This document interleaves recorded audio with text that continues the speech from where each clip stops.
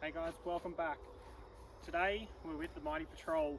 We've basically got this thing sorted to a point where we are happy with it for a touring rig, which is basically what we built it for.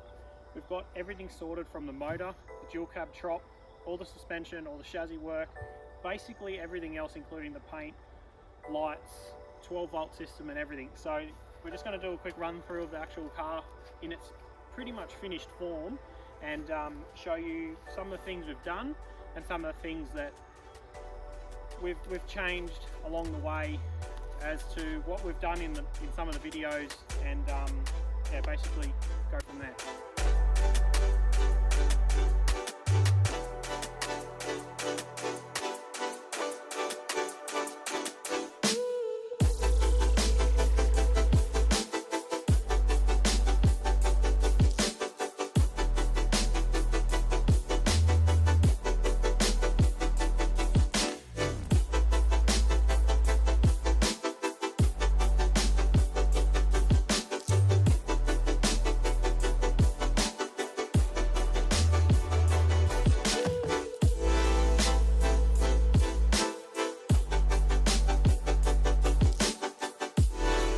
To start with, it's a 1998 Y61 Nissan Patrol.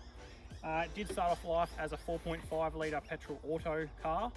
It was a wagon obviously, and we have done dual cab chop.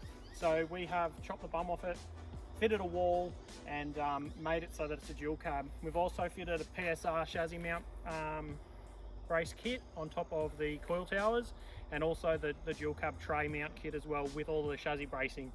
We've also done a Series 7 facelift update on this car. So it's got all bodywork panels, all the lights, all the wiring harness, all the interior and everything out of a 2011 Series 7 Y61 Patrol.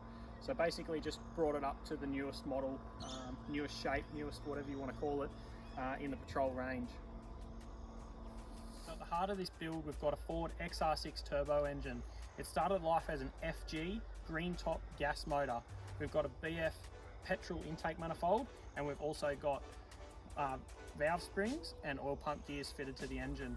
We've got 1000cc injectors, we've got a high boost manifold, 44mm external wastegate, and we've got a Pulsar turbo on it, which is basically just the standard replacement for it, except it's V-band.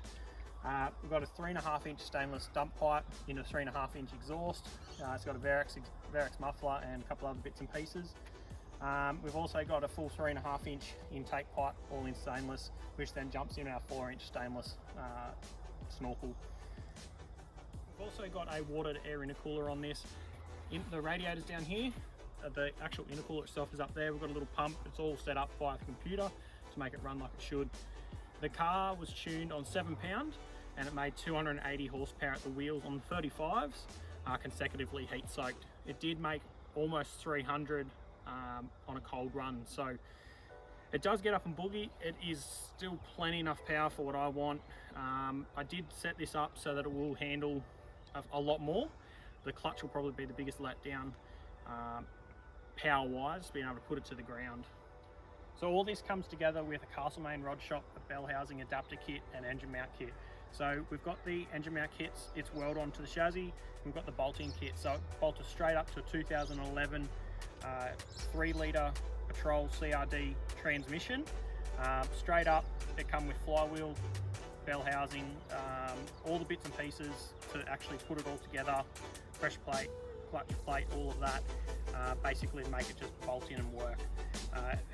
And it really did, it really just worked. We've also got a Hooten's harness, basically that all plugs straight in. We've also got a Canberra, which makes all the dash work and everything all dialed in and works correctly. As for that, that's pretty much all it on the engine side. It does have the factory, well, It's got a 4.5 litre radiator. It is an alloy one, but it's a factory style radiator that bolts straight in. And I've also got a single BF Mark II naturally aspirated single fan on this, which is just modified onto that radiator just to make it work, and it really doesn't get hot at all. So it really works quite well. As for suspension, we've gone with Dobinson's. We've got the 4-inch coil and shock package. They are the MRR adjustables, so they are all adjustable with all of the rebound and so on. They work extremely well. We've put it through the test over the last couple of weeks, and really I can't fault it. It's been really, really good. So as for that, I can't fault it. In the rear, we've also got the addition of the Airbag Man 4-inch bags, which basically they're just a load assist bag, especially when we've got the canopy and all the stuff on the back fully loaded up. Ended up putting about 40 pound in those bags to bring it back up to level. As you can see, we've done a custom built tray. We've just used steel. We will build a aluminium one in the future just to cut down weight, but for now we've worked with what we can. We've just used a tube head bar with a cross brace in it.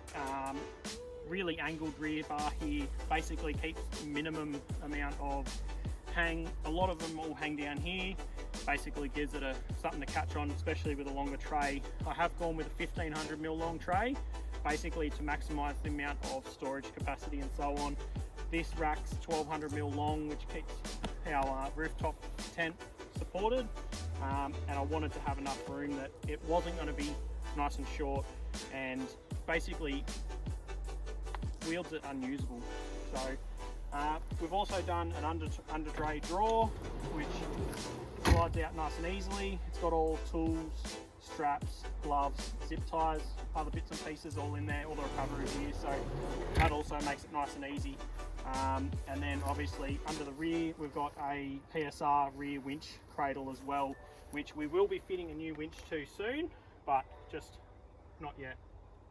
So as you can see, we've built this frame basically to support the rooftop tent. It folds out the rear and gives us enough room to be able to put an 80 litre angle in here. We've also got the MSA drop down slide, comes out, drops down nice and easy.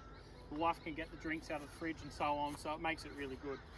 We've also, basically, just to keep with the theme, we've kept nice aluminium. It's actually an MW rear wheel arch. I have just used one, split it in half, and it's fit pretty well perfectly in the position where we wanted it. A lot of this will be changed in the near future. I didn't want to set it up too much that I was locked in, because we will be building an aluminium tray for it, but they will be reused on the new tray, along with obviously the drawer and so on, all the lights and stuff. I do like the design of the rear of this. It makes it pretty angry looking, and yeah, I like the design of it. That's my fashion. But we've also got the Kimberley Campers rooftop tent that we use. It all plugs into the 12-volt system and operates as it should. So for protection, we've got the ARB side steps, we've got custom-made brush bars, and we've got a TJM bull bar. So basically, as for protection wise, it's pretty good. They act just like rock sliders pretty well. Bull bar's nice and sturdy, and these are as well.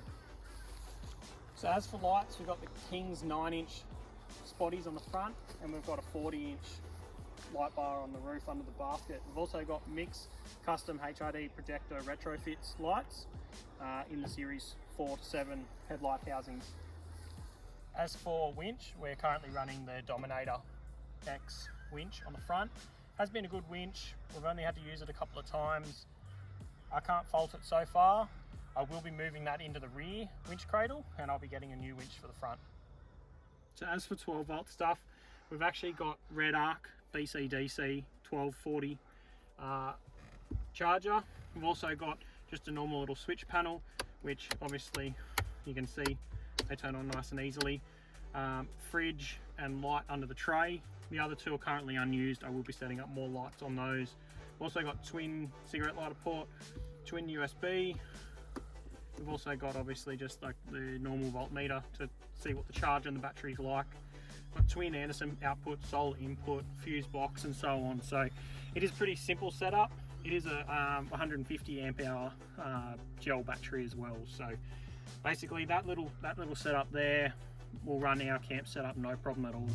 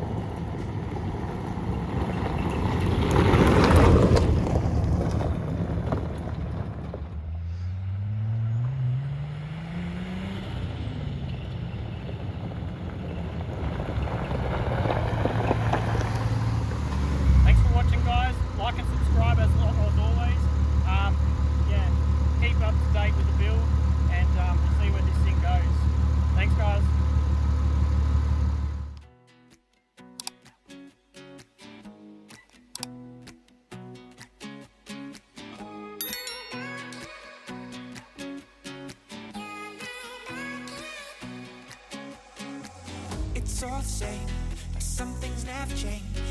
I couldn't stop and say